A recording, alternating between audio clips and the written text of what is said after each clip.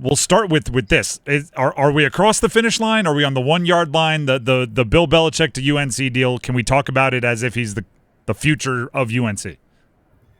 Yeah, I mean, yesterday we reported that an offer had been made to Bill Belichick. He'd already been reported saying that he would accept an offer if it was made.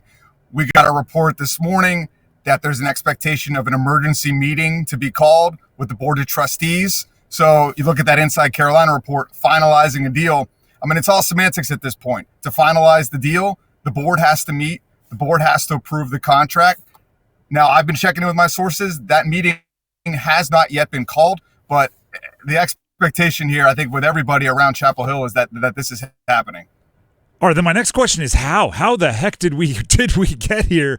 How do you even discover that Bill Belichick is interested in something like this? It seems like, that wouldn't even be a call you make. Yeah, I mean, this is a little bit me projecting, connecting the dots based on also what I'm hearing as well. And I think what happened was Carolina didn't initially go into this thinking they were going to hire Bill Belichick. I mean, when his name first got floated out, I think most of us thought it was just a smokescreen, a way for him to get an NFL job, a way for him to kind of launch a PR campaign that he was really serious about getting back into the coaching world. But I think what happened was John Summerall at Tulane, who was the consensus top candidate out there, pulls his name out of the running. And then at the conceding timeline with that is Bill Belichick emerges as a serious candidate. I had a source tell me on Monday that this was serious, this was real, and that there was real donor support at Carolina for Bill. And then Bill goes on the Pat McAfee show and basically does a job interview on live television. So at that point, I think we knew it was real. And, there's some people out there that still doubt if this is a good fit. And, I'm rooting for it, at least from a content standpoint. I think the football standpoint is debatable. But I think what happened here is that Carolina looked around and they said, look, we can do worse than the best football coach of all time. It's either Bill Belichick or Jeff Monken, up-and-coming assistant in college football. Those are no guarantees either. So I think, Bill Belichick at a minimum is going to bring a ton of eyeballs to the program. It's going to make them the national spotlight. And I think there's a real chance that they win under him as well. Pat Welter, WRAL, connecting with us on the Heister Automotive Group hotline here on The Drive. Obviously, if you just took Bill Belichick and dropped him into a traditional college football structure, it's going to be a different buzz. But how revolutionary are you hearing that the actual system, hierarchy, I don't even know what to call it. Some reports out there are Bill Belichick wants to almost completely redesign what a college football front office is. Yeah, I mean, Carolina, as it stands right now, has a general manager, so they've been operating in the modern NIL landscape with somebody whose job, Patrick Sudis, was dedicated to kind of managing recruits, managing some of the NIL and the transfer portal aspects to all of this. But Bill Belichick, notorious control freak. We saw the reports out yesterday about his 400-page Bible. My source had no knowledge of this Bible, but I feel pretty confident that, yeah, Bill Belichick's going to come in here with some very specific wants and needs. And I think that's probably what's holding this up, right? Is Bill Belichick knows what he wants to win. Carolina knows what they have resources-wise and what to offer. And I think there was a little bit of a standoff is what I'm imagining happened here, right? Because it all comes down to leverage, right? Bill Belichick, why does he want Carolina? Well, I think we can safely assume it's probably because he didn't have an NFL job offer out there. I imagine his agent was telling him, hey, there's nothing out here for you as an NFL head coach. Well, Carolina is the best college opening in the country.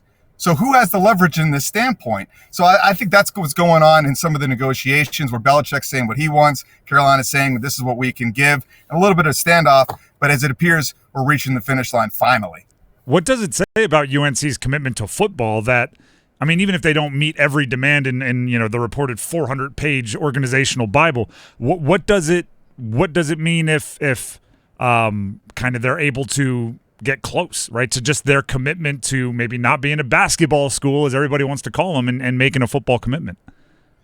Well, I think what we've seen based on some of our reporting at WRAL, some of the national reporting out there's a lot of conflicting opinions and agendas at Carolina. We saw this on the way out with Mac Brown, with John Pryor, members of the board not being happy with how that went down. I've reported that there was a split among people that that didn't support Bubba Cunningham and his future at Carolina. But then on the other side of the coin, the athletics office would tell you that they have invested and they have the numbers to prove it in this athletic program, in the football program specifically under Mack Brown, and have made major investments to it. I would say the truth lies somewhere in the middle, right? Like, I think the last couple of years, Carolina was lucky to keep Omarion Hampton. They were lucky to keep Drake May. These were kids that are from North Carolina, had emotional ties to the school. But in the real NIL landscape, we just saw a Duke quarterback walk out the door after 1 year. If they didn't have that loyalty tied in, I think they would have lost potentially both of those players. So, and we're seeing it in basketball as well. Carolina, the roster has a problem right now in its construction, and some of that is tied to NIL. You got AJ DeBenedicta going to BYU. So I think Carolina thinks they're in a good position financially, but college football is changing and college athletics are changing by the day. It's a little unfortunate how tied winning seems to money, and Carolina is going to need more money to win.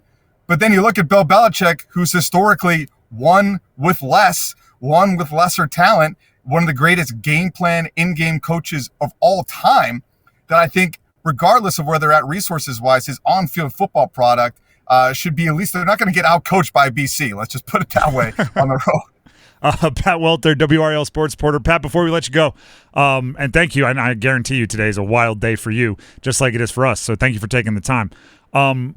When you hire a 70-something-year-old coach, the succession plan has to be at least part of the conversation. Steve Belichick's name has been brought in. Some of the names mentioned as assistant coaches are A-listers.